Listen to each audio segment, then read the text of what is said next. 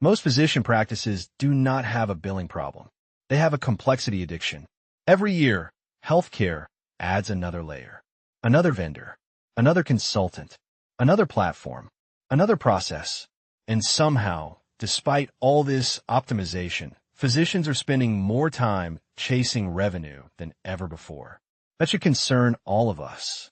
The recent earthquake in the Philippines was a reminder that stress does not create weaknesses. It exposes them.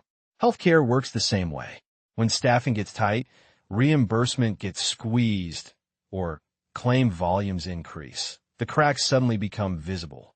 Delayed payments, denied claims, revenue leakage, endless administrative work. What is interesting is that most of these problems are not caused by medicine itself. They're caused by everything wrapped around medicine. Somewhere along the way, healthcare accepted a dangerous assumption. That complexity equals sophistication. It is not.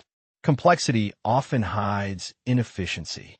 The more people involved in a process, the fewer people feel accountable for the outcome. The more layers between patient care and reimbursement, the harder it becomes for physicians to understand where money is being lost.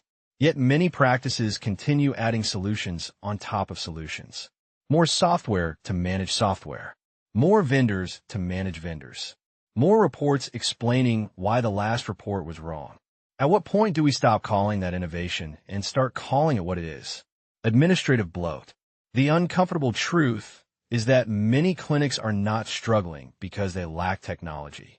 They are struggling because they lack visibility. They cannot see where friction exists. They cannot see where claims stall. They cannot see how much revenue disappears into preventable delays and rework. The practices that win over the next decade will not necessarily be the ones with the biggest teams or the most tools. They will be the ones that relentlessly eliminate friction.